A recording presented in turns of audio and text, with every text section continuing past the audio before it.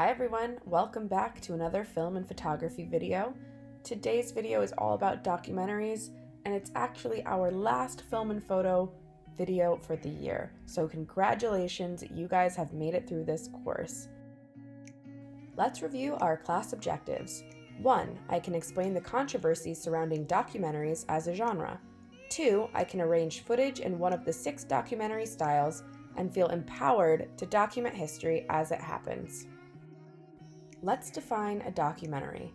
A documentary is a non-fictional movie or TV series that is intended to educate or provide a factual or historical report of an event. Documentaries began as actuality films, also known as newsreels, aka the recording of an actual event. In other words, these snippets were very similar to the news you see today. In the 1920s, during the Russian Revolution, came the first informational series of newsreels, developed by young poet-filmmaker Dziga Vertov. However, the first original documentary was by an American filmmaker named Robert Flaherty in 1922. His film, Nanook of the North, provides an inside look at the lives of a real Eskimo family. The 1930s and 40s brought about a new era of documentaries. Governments such as Nazi Germany, the United States, and Great Britain were using quote-unquote documentaries to push a political agenda. Here's the thing to remember. These weren't actual documentaries. Rather, they were called propaganda. Propaganda is biased or misleading information to promote a political cause. In the case of Nazi Germany, for example, Hitler was convincing the nation that Jewish people were criminals of the country. Another popular thing these filmmakers would do, and this is still done sometimes today, is called framing. This is when the narrator is drawing attention to a specific part of a storyline. In order to do this, they will intentionally block out or leave out important information they may not suit their story or agenda. Remember, when you're watching documentaries, to remain a critical thinker. Documentaries today are not typically as misleading.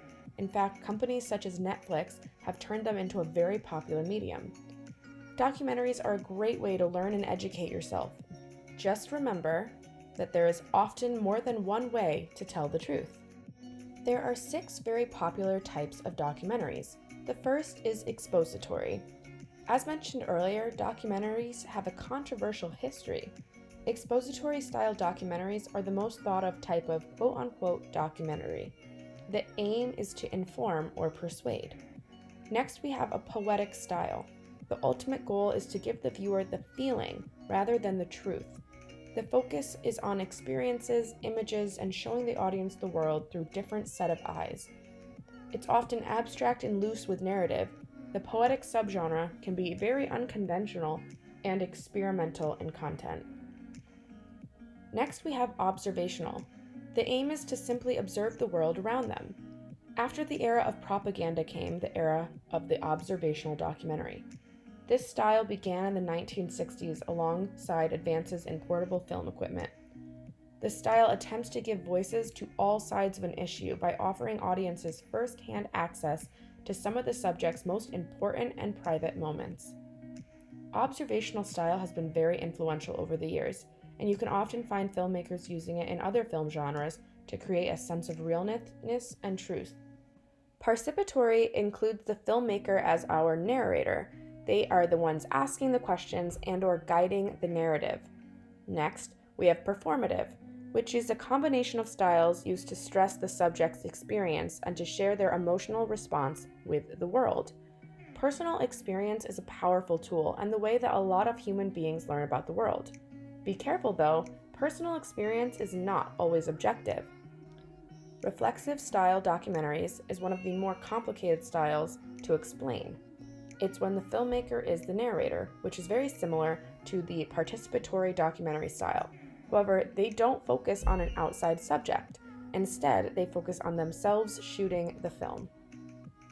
Participatory, performative, and reflexive styles are all very similar, and sometimes they cross over into each other, which can sometimes be confusing.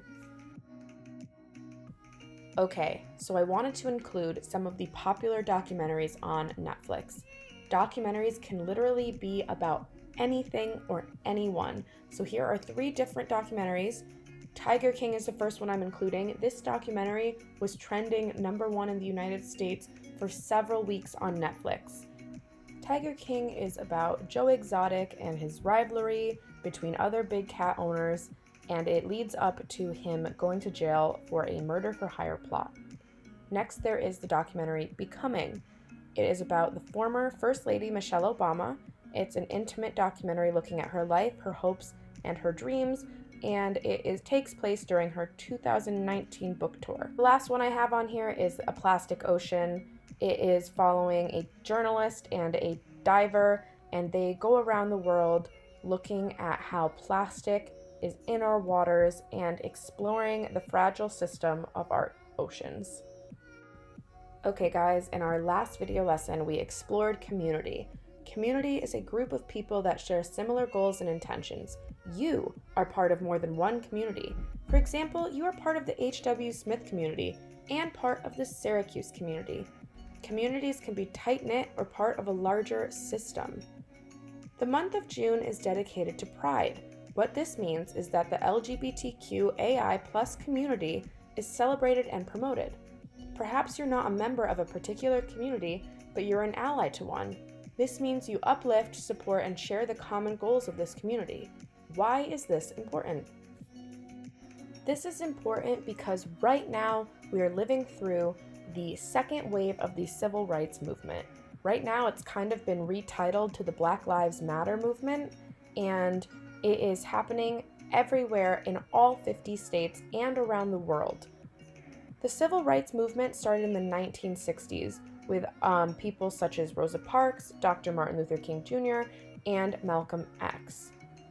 Black Lives Matter is an organization that was founded in 2013. Their mission is to end white supremacy and to build local power to intervene in violence inflicted on Black communities by the state and by vigilantes. We have our own section of Black Lives Matter here in Syracuse. They put on a peaceful protest to end police brutality last Saturday, and over 2,000 people attended, and it was a great way to show your support for the community. If you are going to these marches, remember it is important to stay safe, go with a parent, go with a group, and do not provoke any violence. I also encourage you guys to videotape or photograph what is happening around you. It's truly amazing to see people come together in this way, and just think that you are living through history. The history textbooks that you read now, in 50 years, will include these events. So document it for yourself. Thank you guys so much for watching. I hope you guys have a great summer. I'll really miss you guys. Take lots of pictures, lots of videos, and I will see you next year.